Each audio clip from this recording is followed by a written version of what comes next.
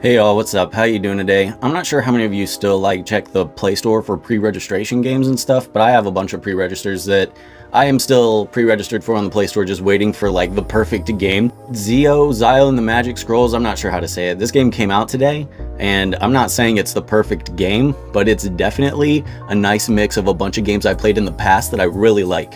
The very first thing I want to do is express that the combat has sort of that Skylanders Ring of Heroes feel to it, where you're going to stack up mana, sort of like in Magic the Gathering, and then you use that mana pool to cast spells on the enemy, and the spells are dependent on what characters you have. This combines that playstyle of active competitive PvP type real-time strategy ability casting with just sort of the pleasures of idle rewards over time. So I've been playing this today, and I was very interested in it. I wanted to make a video on it with a bunch of points that I had jotted down just to talk about later. I'm going to start with the top points that I think are important to talk about, and then I'll sort of move into some more controversial ones that opinions may vary. One of the top points that I have is that an S unit is the rarest unit there is. You don't have to worry about an ultra rare unit that's very difficult for you to pull. Everyone is relatively the same difficulty to pull. There is a humongous roster of characters to look through their abilities and stuff, and of course you're going to have to calculate the mana that their abilities cost along with the multipliers and a lot of different factors. It's going to make theory crafting really fun. Speaking of re-rolling and stuff like that, it has the easiest re-roll I've ever seen in my life. In the very beginning of the game, you basically do 1 or 2 stages. They give you a ×10 summon and then an instant account reset button, and you could just re-roll for as many times as you want to get the character that you want. But again, no character is just innately extraordinarily rare, so look through all the kits that you like and try and find someone you like. Just go for them. That being said, there's a ton of characters that I could go through, and we could have sort of a session where we look through all of their abilities, and that might be a lot of fun. But for now, let me just blast through this video real quick because I'm new to the game. I'm not going to give out a lot of indefinitive information if I don't know what I'm talking about. I'm just going to express my opinion from my first impression. The game is brand new, so I will cut it some slack in the departments where I think it should improve, but it has good voice actors. The main character has a nice voice. It's cool to have unique voice actors instead of just the generic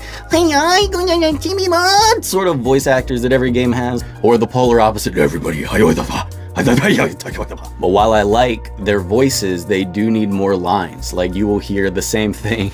Listen, so voice actors are great. You should rehire them or get whoever's doing them to do them again, but write out a lot of different lines for them to say at the end of a stage so that you don't have to hear the same thing constantly. The gameplay so far is pretty fun. I like the active side of the battle. I'm sure they have auto functions. I'm not going to get too into that because I want to get back on the game and play it again. Before I say that, I just wanted to let you be aware of the game so that you could sort of hop on it and get in early, try and learn some of the meta together, especially with right now being such a good time to reroll, because for all we know they could decide that it's too easy and change it later. So it's better to do it now and not need to than to need to do it later and not be able to. The animations are very smooth.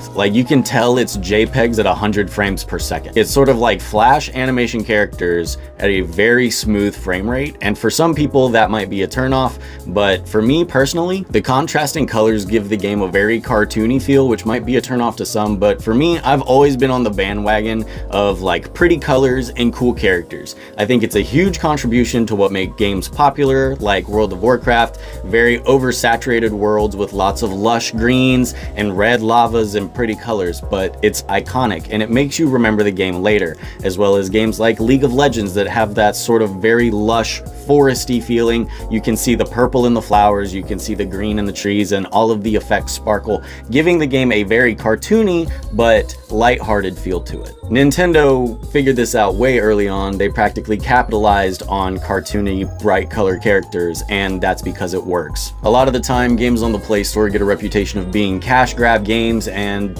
for a free game, a game being that you can download completely free, and they give you all files to play every aspect of the game. This is as free play as it gets, but it has advertisements. Let me explain to you why it has advertisements, because this is also controversial. With the ability to watch an advertisement for bonus goals, you give pay-to-win players that pay money and free-to-play players that don't pay money a way to support the company. Free-to-play players can support the company without spending a single dime just by watching a few advertisements and get a bonus to their account. The only problem I have with this is that there is currently no way to remove advertisements if someone wanted to pay, say, $5 or $10 to remove all of the advertisements for good and just claim all those bonuses whenever they want. want, they can't really do that. So in that argument, it makes it a little bit less convenient for pay to win, but more convenient for free to play. The packs in the shop are timed. There's not a permanent subscription you can buy to where spending money on this subscription changes your account significantly forever, which can work. Okay, permanent subscriptions can work if they change your account insignificantly forever. Let me explain. If there was a pack that you could either spend $8, all right, $8 or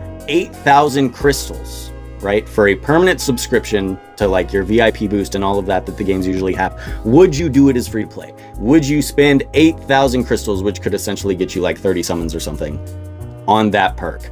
If it's worth it to you as free to play, then you're already supporting the game enough by watching the ads. While the packs can be a little bit game changing, also pay to win is going to have to repurchase them constantly. So sometimes people are going to shift from pay to win back to free to play. It is impossible to make a game fair for everybody. You cannot make a game that is fair for free to play and pay to win on an equal balance. But this is about as close as it gets. And that's about all I can think of to say about it right now. I'm going to hop back on. If you want to see more of this game, then obviously like the video so I know you like the game, and then I will make more content on it. For now, I'm going to look at all of the characters' kits, decide who I like the best, and re-roll for them. But other than that, y'all, that's going to do it for me today, and I'll see y'all later. Bye.